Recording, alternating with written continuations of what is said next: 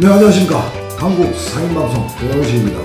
오늘은 성남시에 떨려서 김주태 성남 상인연합 회장님 모시고 우리 전통시장님 상정과 현황이라든가 지금 전통시장이나 상정과 애로움을 겪고 있습니다. 네, 이 부분에 대해서 한 말씀 해주시고, 일단 우리 시청자와 그 상인 여러분들께 인사 말씀 부탁드립니다. 네, 안녕하세요. 저는 성남시 상인연합회장 김주태입니다. 오늘 조영식 회장님이 이렇게 성남시 상인연합회를 찾아주셔서 먼저 감사드리고요. 우리 성남시 상인연합회는 2018년도에 7월 23일 날 창립이 돼가지고 지금 4년차 이렇게 되고 있는데요. 우리 수정구에 14개, 또 분당구에 또 13개, 또 중원구에 또 13개, 이렇게 40개로 이루어진 성남시 상인연합회입니다. 회원 수는 약 한 7,000명 정도 되고요. 이제 3개구 연합회장님들이 이제 모여가지고 우리가 성남시 상인연합회를 운영하는데, 거기에는 이제 각 구별로 임원들이 한 6명씩 이렇게 구성이 되어 있어가지고 18명의 임원이 있습니다. 그래서 이제 우리가 성남시 사건활성화 재단을 통해서 예산을 지원받고 있는데, 그 예산은 이제 한 연 40억 정도 되는데, 2012년도 7월 달에 이게 성남시 사건활성화 재단이 발족된 이후 지금 한 10년 정도 된 것 같습니다. 근데 이제 우리 처음에는 예산이 뭐 한 7억 정도, 수동 활성화 구역이 이제 지정이 되면서 그때 이제 2013년, 14, 15, 16년도까지 1차 지원을 정부에서 받았고요. 그 다음에 16년도 2차 산성 활성화 구역 지정이 돼가지고 한 6억씩, 또 한 16, 17, 18년도까지 지원을 받았었어요. 근데 이제 성남시에서 예산을 지금은 40억 가지고 이제 지원을 해주는데 좀 부족하죠. 왜냐면 그때만 해도 우리 직원이 이제 한 6명 가지고 재단이 출발을 했지만 현재는 한 20명 정도 되거든요. 그러니까 이제 인건비도 좀 상당 부분 차지하는 게 있고, 예산 지출 면에서 보면 저도 이제 그쪽에 이제 사건활성화 재단 이사이기도 해요. 그러다 보니까 예산도 보게 되고 현황도 보게 되는데, 그 직원들 저는 이제 처우 개선을 많이 말씀드리는 게 시장님한테, 직원들이 또 처우가 개선이 되고 또 이렇게 의욕적인 열정이 있어야지만 사건활성화에 도움이 되지 않나 해서요. 아무래도 이제 뭐 직원들에 대한 처우 개선을 좀 요구하는 편인데, 그 다음에 이제 우리 예산을 이렇게 가지고 운영하는 걸 보면 뭐 거의 약 한 20억 정도는 자체 재단 운영비하고 인건비 지급하고, 나머지 사업비가 지원 이제 되는 내용을 보면 우리가 아무래도 이제 40억 많아 보이지만 84개 상권으로 논하다 보면 한 5천만 원꼴? 이렇게밖에 안 되는 거예요. 그러면 그 중에서 인건비 빼면 5천만 원도 안 되네요. 2천만 원밖에 안 되겠네요. 그렇죠. 인건비 뭐 한 절반 20억 정도, 이게 아무래도 좀 여기저기 써야 되는 것도 있다 보면 나머지 20억 가지고 하다 보면 뭐 한 2, 3천만 원 정도 가지고 이렇게 운영을 하는데, 그 2, 3천만 원이 쓰이는 것을 보면 이제 경영환경 개선 사업 300만 원짜리 이제 이렇게 해서 지원되는 게 좀 있고, 그게 한 3억 2천 정도 이렇게 나가는 거예요. 그러니까 화장실 꽂히고 뭐 전기 뭐 그거하고 배관 그거하고 하는 거 아닙니까 주로? 이제 그런 시설 현대화 사업은 아니고요. 보통 이제 가게 경영 환경 개선 사업에서 그렇죠. 경영 컨설팅도 받고, 그것도 이제 시설 개선을 통해서 매출에 도움이 되는 방향. 그 시장의 화장실이라든지 시설 지원 이런 쪽으로는 또 다른 특별 조정 교육을 받아서 사용하는 상인애들이 있고, 부분이 다르다 보니까 예산 집행률에서 보면 뭐 한 95% 정도, 작년 같은 경우는 상당히 좋은 집행을 보였어요. 코로나로 힘들었어도 물론 뭐 교육 같은 경우는 비대면으로 교육을 진행을 했고, 사업은 대면으로 하면서 어쨌든 진행을 잘해서 집행률이 95% 이상 나올 정도로 성과가 좋았어요. 그래서 이제 지금 새로운 시장님한테도 이제 간담회를 통해서 건의드린 건, 지금 우리가 한 성남시 상인연합회가 84개로 구성되어 있지만 예산 대비 이렇게 보면 평균 한 5천만 원꼴 정도밖에 안 되니까 요거에 가지고는 학과로서 크게 미흡한 점이 너무 많다.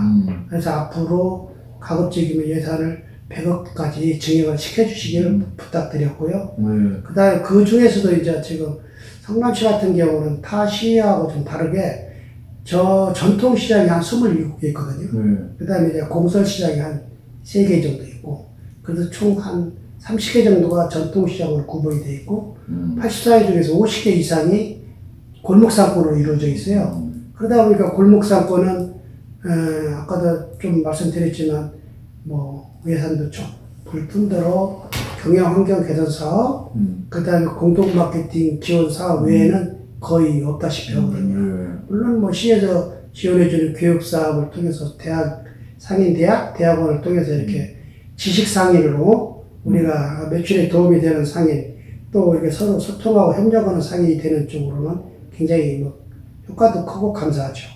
그래서 제가 생각할 때는 지금 그 전통시장과 공설시장 골목상권이 나눠지가 있는데 인구가 93만인 성남시가 그 큰 도시에 상인회가 경기도 상인연합회 이 회원으로 가입이 안 되기 때문에 오늘 처음 들었거든요. 아, 그래요? 왜 이런 현상이 벌어지고 있습니까? 예. 그리고 우리는 전국 상인연합회가 있는 걸로 알고 있고요. 거기에 또 경기도 상인연합회 지회가 있는 걸로 알아요. 그러면 성남시에 지금 지부로 한 7개 상인회가 들어가 있어요. 성남시에는. 그래서 지금 운영되고 있는데, 그러면 이제 나머지 이제 70개 이상은 이제 좀 등록이 안 되는 거죠. 비회원이죠. 그런 이유가 왜 그러냐면, 그 경기도 상인연합회 지회 가입 조건에 보면, 어쨌든 전통시장 및 상점가가 등록돼 있잖아요. 근데 그 외에 골목상권이 들어갈 수 있는 건 전부 다 임의단체다 보니까 자격 요건이 안 되는 거예요. 그래서 이제 그런 것 때문에 입회를 좀 하는데 어려움이 있고, 또 그러다 보니까 이제 또 왜 일부에서는 등록을 하지 않고 경기도 상인연합회가, 성남시 상인연합회가 공식적인 단체로 뭐 이렇게 등록을 하고 우리도 같이 가입을 해야 되는 거 아니냐는데, 제가 지금 말씀드렸듯이 골목상권이 50개 이상 되다 보니까 가입할 수 있는 조건이 안 되는 거예요. 그러다 보니까 지금 7개 정도는 지금 가입 활동을 하고 계시는 거고, 나머지는 뭐 비회원 상태로 있는 거죠. 그래서 저번에 이것도 그 골목상권 상대인가, 그러니까 골목형 상대인가. 그게 이제 중개비에서 그 승인을 해줍니다. 그래서 이 부분이 그 실제 전통시장과 상점과 규모가 좀 큰 그 상권은 지원을 좀 해주는데, 아주 열악한 골목 안에 골목형 상점이라는 골목 길가 있는데 2,100만미터 내에, 그러니까 약 한 600몇십 평 되죠. 그 안에 30개 이상의 업소가, 그러니까 자영업이든 소상공인이든 이 회원으로서 가입이 되면 조건만 갖추면은 승인이 됩니다. 하는데 중요한 거는 골목형 상점가도 지금 따로 조직을 만들려고 지금 움직이고 있거든요. 실제. 그래서 뭐 중개부에 우리가 알아보니까 그 신청을 했대요. 했는데 이게 자꾸 조직이 자꾸 분리되면은 한 목소리가 안 나오지 않습니까? 따로따로 목소리가 안 나오지 않습니까? 그래서 지금 그 대형유통 주말 업무 유업이 지금 뭐 문제가 대구시에서 홍준보 그 시장이 이 규제를 풀려고 지금 하고 있습니다. 그래서 이 하도가 되고 지금 굉장히 그 뜨거운 감자인데, 회장님께서는 지금 그 이 주말 유업 그 폐지, 안금 존속 이 부분에서 개인적인 생각과 우리 상인들이 지금 느끼고 있는 그 심정은 어떻습니까? 네, 그래요. 우리 지금 대형마트가 이 성남 같은 경우는 지금 연 2회 휴무하게 돼 있는데요. 특히 이제 성남에서는 이제 6개 품목에 한해서는 이렇게 지금 배달을 금지하고 있어요. 그러다 보니까 그게 저도 이제 쭉 실태 파악을 하다 보니까, 물론 이제 대형마트에서는 불필요하고 그걸 풀어달라고 요구를 해요. 저도 좀 들었어요. 근데 그렇게 할 수 없는 게 왜 그러냐면, 지금 전통시장 골목상권은 너무 힘들거든요. 그나마도 대형마트에서 일요일날 월 2회 휴무를 하니까 그래도 손님들이 이제 또 전통시장도 찾아주고 골목상권도 이용해 주는데 그것마저 풀어버린다면 우리도 대응할 길도 없고 더 어렵죠. 어차피 이 상권이라는 건 대형 상권만 있어서 유지되는 게 아니고 골목 상권도 같이 더불어서 유지됐을 때 대형 상권도 유지가 되고 활성화되는 거지 뭐 따로 노는 수는 없잖아요. 크게나 작게나 뭐 다 상권은 어쨌든 큰 상인도 있고 적은 상인도 있고 해가지고 서로 이렇게 협력하면서 저는 상생할 수 있다고 봐요. 그래서 이제 저너 같은 경우는 성남시 같은 경우는 이제 이렇게 80개 이상 상권이 골목점이 50개 이상 되니까 전통시장도 그전 같지 않아요. 지금은 뭐 SNS라든가 홈쇼핑을 통해서 아무래도 고객들이 많이 이용하다 보니까 뭐 대형마트도 좀 불리한 게 있겠죠. 그렇지만 골목상권은 더 어렵죠. 그렇다고 우리가 거기에 호소해서는 안 되는 거고 우리도 자생을 해야 되니까 우리도 좀 더 친절해야 되고 우리도 공동구매를 통해서 이제 활성화시키는데 제 개인 생각은 아무래도 이제 협동조합 같은 게 전에 이제 문제점이 많았다고 하지만 그걸 다시 부활시켜가지고 상인에서 자생할 수 있도록 그런 방안을 좀 모색해 줬으면 좋겠어요.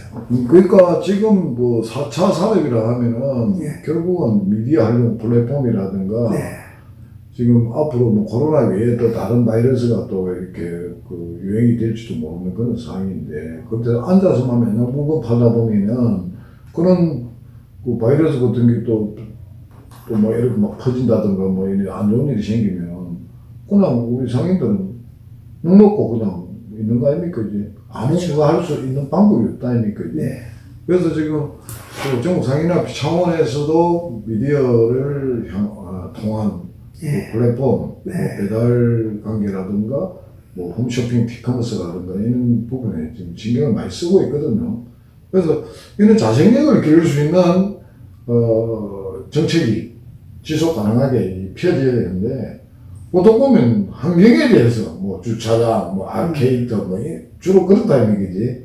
환경은 많이 바뀌었는데 우리 상인들이 자세는 안 바뀌었다 이 말입니다. 물론 조금 뭐 갔습니다. 오랜 시간 동안.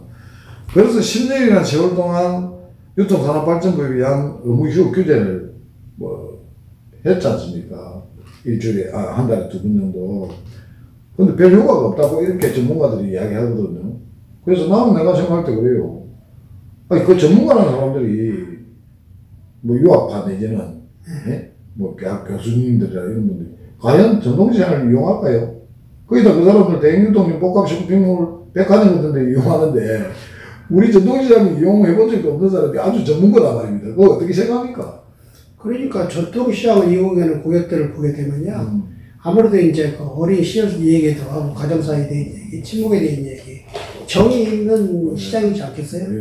근데 이제 우리가 지금 이용이 편리한 것만 주장하다 보니까 주차장도 잘 돼 있고 문화 공간도 좀 확보돼 있고 여러 가지 구색면에서 부족함이 없다 보니까 이제 그 대형마트를 많이 이용하시는 데 비해서 골목상권도 나름대로의 정이 있고 우리가 이제 아무래도 소통하고 협력하는 그런 단체들이 쭉 있다 보니까 이제 우리가 꼭 그 대형마트가 뭐 우리가 어떻게 제재해주기를 바라는 것은 좀 어떻게 따라서 보기에 따라서 오해가 있을 수 있겠지만 그래도 상생 차원에서는 반드시 지금 현재처럼 우리는 욕심 같아서는 주 뭐 한 4회 정도로 이렇게 강화됐으면 좋겠어요. 그래야지 우리도 지금 너무 힘든데 같이 상생을 해야 할 거 아니냐 이거죠. 그래서 이제 지금 물론 이제 그 성남사랑 상품권, 전국 온누리 상품권 같은 것을 또 이용하지 못하게 하니까 대형마트에서 불만이 있을 수 있겠지만 그것도 사실은 이렇게 강압적인 게 약간은 포함되어 있잖아요. 그래서 같이 이렇게 소상공인들도 살 수 있는 길을 터주기 위해서 서로 협력하고 이해하고 가지 않나 싶어요. 그래서 이런 조금 아쉬운 얘기지만 뭐 더 강화는 안 되더라도 현재 이렇게 주 2회 쉬는 휴무에 대해서는 지속적으로 유지돼야 된다고 봐요. 그래서 제가 볼 때는 아까 전에 회장님이 주 4회까지도 이야기했는데 그다음에 이제 행정성 논란이 있단 말입니다. 그렇죠. 그래서 식자재 마트 사실은 전통시장에 지금 굉장히 폐해가 되는 게 식자재 마트. 규제도 없이 그렇죠. 전통시장 앞에다가 딱 코앞에다가 딱 대놓고 그 다음에 또 백화점 이런 부분 식품관 또 복합 쇼핑몰 여러 가지 하나로마트부터 시작해갖고 이것도 사실은 규제할 수 있으면 공평하게 규제해가지고 그래도 하는 게 맞다고 저는 항상 그렇게 늘상 주장해 왔거든요. 네, 맞습니다. 왜냐하면 하나로 맡아도 뭐 농협들이 이용만 하는 것도 아니고 그렇죠. 전국적으로 이용하는 대형마트인데 비해서 또 사실은 전통시장도 그래요. 제 생각 같아서는 뭐 300평 이상, 1000회 이상 정도는 사실은 대형마트라고 보거든요. 말 뭐 중소기업체에서 운영한다고 그러지만 그렇지도 않고 각 시장도 구매에 따라서 300평 정도는 이렇게 온누리 상품권이라든가 성남사랑 상품권도 약간은 제한을 둬야 되지 않나. 뭐 그런 것들이 그렇게 제한을 해서 좀 이렇게 아무래도 좀 뭐 불편하게 또 뭐 요구하는 건 아닌데 그 사용하는 데 불편함이 다소 있더라도 그래도 이렇게 이제 그 상품권을 이용할 수 있는 가맹점들이 고루고루 매출을 올릴 수 있도록 방안을 모색해 주셔야지 뭐 가령 1000억을 예산을 발행을 했다 치면 한 700억이 그렇게 뭐 대형 슈퍼 위주로다가 유통이 되고 그러면 뭐 소상공인들이 별로 더 어려워질 거고. 결국은 시골에 가면요. 네. 요번에 코로나19나 손실보상 뭐 이래가지고 카드를 준다든가 뭐 이래 상품권을 주면은 거의 다 하나로마트에 다 들어가요. 그렇죠. 식자재 마트나. 맞아요. 80% 90%가 그쪽으로 다 들어가버리면 왜? 그래서 이런 문제가 많다 이게. 그렇죠. 그래서 저는 제가 이제 전국을 다니면서 지금 그 발품을 팔고 있는데 이걸 빨리 우리가 전국 상인연합회 차원에서도 대응을 해야 되지만도 그렇죠. 실질적으로 이 새 정부 윤석열 정부가 들어서고 난 뒤에 대형 유통점 내지는 대기업에 규제를 지금 풀라는 움직임이 보이거든요. 그러면 이제 자유시장 경제 체제에서 규제를 푸는 것만이 능사가 아니라 그 규제를 풀음으로 인해서 피해를 입는 부분도 어느 정도 우리가 생각을 해야 된다. 이런 생각을 듭니다, 제가. 그래서, 저는 항상 그렇게 생각합니다. 한 20년 가까이 상임운동을 하면서, 합리적이고 좀 상생할 수 있는 방안을 자꾸 대안 제시를 많이 했습니다. 했는데, 그걸 또 이용하려고 하는 그런 거래자분들이 있어요. 그래서 이런 부분을 서로서로 이제 개선해갖고 하자고 해가 유통산업연합회라는 게 생겼는데, 거기에 회장이 또 누구 하면은 우리 전국상인연합회 회장인 정동식 회장입니다. 그래서 그분이 좀 슬기롭게 잘 넘어가기를 바라고, 또 전국의 17개 시도 그 지회장들이 지금 많은 일들을 하고 있음에도 불구하고 지금 우리 전동시장이나 상대나 상인들이 잘 모르고 있어요. 이런 부분을. 모르는 이유가 뭐 정보 전달이 안 되기 때문에 그렇거든요. 그래서 제가 이렇게 발품을 팔고 있는 겁니다. 그래요. 이제 우리 조영식 기자님 같은 경우 이렇게 많은 활동하시는 걸 보면서 혹시 뭐 소상공인이나 전국 상인연합회에서 별도로 활동비를 지원받고 계시는지 되게 궁금해요. 그거는 제가 그냥 좋아서 하는 겁니다. 좋아서 하는 거고, 오히려 제가 지원하는 거지요. 그래서 이게 뭐가 하면은, 전체적으로 볼 때는 이 상인에도 마찬가지고, 우리 상인들이, 뭔가 바라는 것만 있지, 자구 노력을 구하려고 잘 안 해요. 그렇죠. 근데 사실 이게 자구 노력을 했을 때, 바라보는 시민들이나 또 관료들이나 또 정치인들이 생각이 달라집니다. 무조건 해주세요, 뭐 도와주세요 하는 것보다는 우리가 뭘 어떻게 해야 되겠냐. 그래서 제가 지원을 안 받기 때문에 마음대로 말도 할 수 있고 비판도 할 수 있고 정부에 대해서 이런 조언도 할 수 있고 그건 자신 있게 할 수 있는 거 아닙니까 이제. 그래서 소상공인연합회나 전국상인연합회가 무슨 물질적으로 저에게 이렇게 지원을 해준다기보다도, 우리가 뭘 하고 있다는 걸 보여주고 싶은 그런 마음뿐입니다. 그래서 이렇게 영상을 촬영을 하면은, 이 영상을 상국에서 시군들이나 본인이 공유를 해가지고, 이걸 알려야 되는데, 그거마저도 안 해요. 그러니까 참 깝깝하다 아닙니까? 그런 것들은 홍보비 예산을 편성해서 지원할 수 있는 법적 근거를 만들어주는 게 좋다고 봐요. 근데 그게 공공의 그 홍보를 위해서 하는 건데. 그치, 중요한 거죠. 그게 저 같은 경우에는 공짜로 일하는 공인이지. 그러니까. 예, 그래서 안타까운 거예요. 지금 소상공인 방송이라고 있지 않습니까? 예. 그것도 예산이 꽤 많습니다. 중기부 산하에.